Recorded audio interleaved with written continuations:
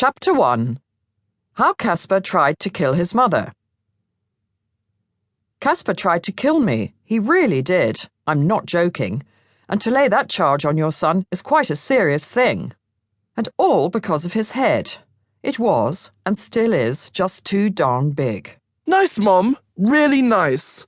Already making fun of a newborn baby and we're only on page 1. This is going to be tough.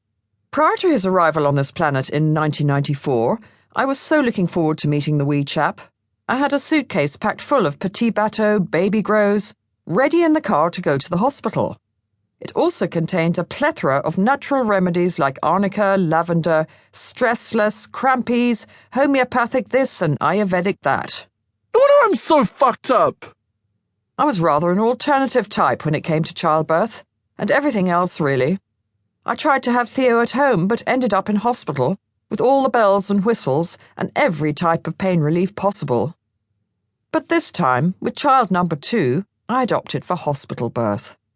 Just before my time came, I arrived home from some antenatal yoga class to find a window of our car smashed in and the suitcase gone.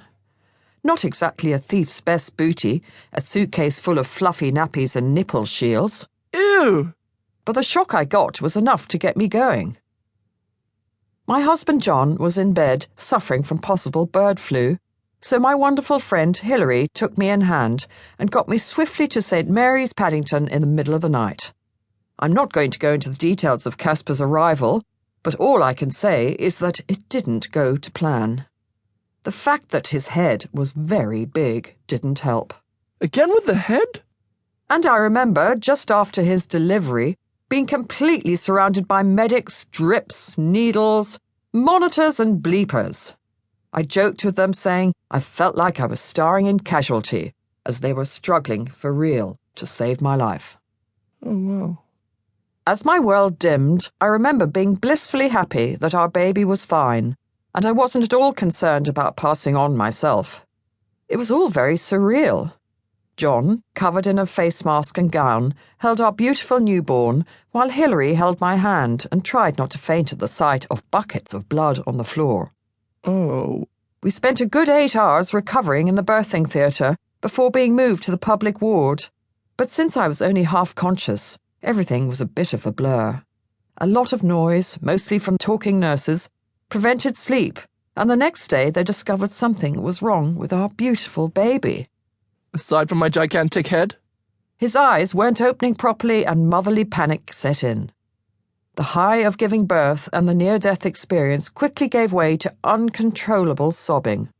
The paediatrician arrived and confirmed a serious bacterial eye infection, which meant that both Caspar and I would be required to remain in hospital for at least 2 weeks. I was too weak to stand up, and I felt as though the ground had been taken from under me. My baby was sick, and I was filled with despair. But fortunately, this horrible episode didn't last long at all. The outcome was good, more than good. Our medical insurance kicked in, and we were promptly moved to the luxury of the Lindo wing. So Caspar spent the first 2 weeks of his life in the manner to which he would have liked to have been accustomed. A 5-star private hospital suite where Prince George and Princess Charlotte also began their lives. I'm sure I've heard of them. The nursing was superb. There was no noise audible from the nursing staff as I had a private room. I had my baby boy next to me during the day, and at night I had long, blissful sleeps, with the help of tranquilizers and a fine gourmet dinner, while Caspar was whisked away to the nursery surrounded by other gurgling babies.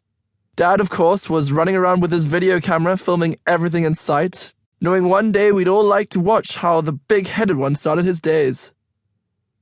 On the 3rd day, his sister, Theodora, aged 3, arrived to inspect Caspar for the first time, and it really was a precious moment.